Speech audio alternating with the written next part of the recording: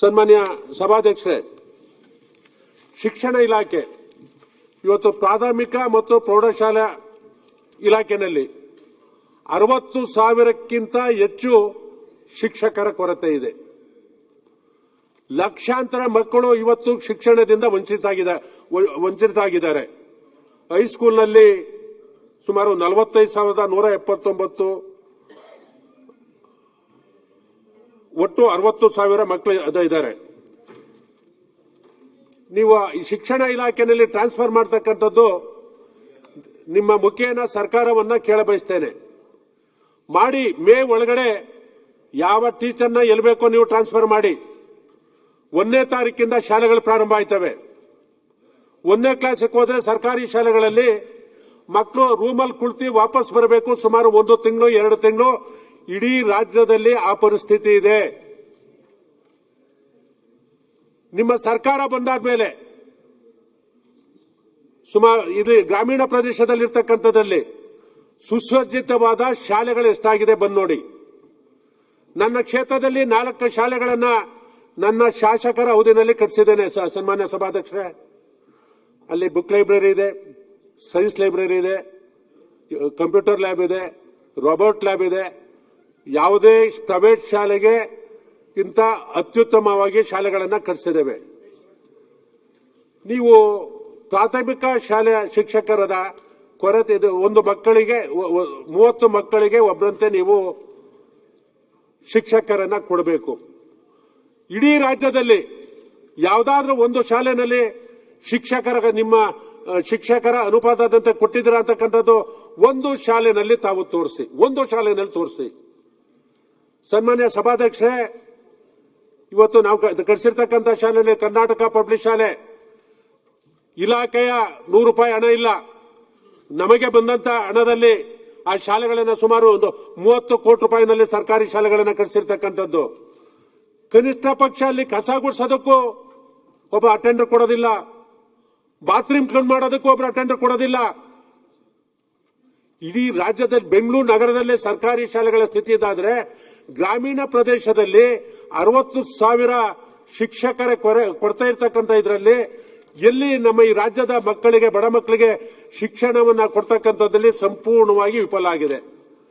ಸನ್ಮಾನ್ಯ ಸಭಾಧ್ಯಕ್ಷರೇ, ಹಿಂದೆ 80 ಮಾರ್ಕ್ಸ್ಗೆ 24 ಅಂಕ ನಿಗದಿ ಮಾಡಿತ್ತು ಪಾಸ್ ಆಗಬೇಕಾದ್ರೆ. ಇನ್ನು 20 ಮಾರ್ಕ್ಸ್ ಪ್ರಾಕ್ಟಿಕಲ್ಗಿತ್ತು. ಈಗ 80 ಮಾರ್ಕ್ಸ್ಗೆ 13 ಮಾರ್ಕ್ಸ್ ಬಂದ್ರೆ ಸಾಕು ಅಂತಕ್ಕಂಥ ನಿರ್ಣಯವನ್ನ ಸರ್ಕಾರ ತಗೊಂಡಿದೆಯಲ್ಲ. ಮತ್ತು ಶಾಲೆಗಳು ಏನ್ ತೆಗಬೇಕು, ನಮಗೆ 13 ಮಾರ್ಕ್ಸ್ ಅಂತಕ್ಕಂಥದ್ದು ಪಾಸ್ ಮಾಡೋದಾದ್ರೆ ನಮ್ಮ ಮಕ್ಕಳಿಗೆ ಶಾಲೆಗಳೇನ್ ಬೇಕು, ಶಿಕ್ಷಕರೇ ಆಗ್ಬೇಕು. ಎಲ್ಲ ಒಂದು ಹಳ್ಳಿ ಮಾಡ್ದಡೆ ಇಲ್ಲ ಜಗಲಿ ಕಟ್ಟೆ ಮೇಲೆ ಕುಂಡಿಸ್ಬಿಟ್ಟು 13 ಪಾಸ್ ಕೊಟ್ಟು ಪಾಸ್ ಮಾಡ್ದು ಅಂತಕ್ಕಂಥದ್ನ 100% ರಿಸಲ್ಟ್ ಬಂತು ಅಂತಕ್ಕಂಥದ್ದು ಹೇಳ್ಬೋದಲ್ಲ. ನೀವು ಬಡ ಮಕ್ಕಳಿಗೆ ಶಿಕ್ಷಣ ಕೊಡ್ತಕ್ಕಂಥದ್ರಲ್ಲಿ ಸಂಪೂರ್ಣವಾಗಿ ವಿಫಲರಾಗಿದ್ರ ಅಂತಕ್ಕಂಥದ್ದನ್ನ ನಾನು ಹೇಳೋದಕ್ಕೆ ಬಯಸ್ತೇನೆ.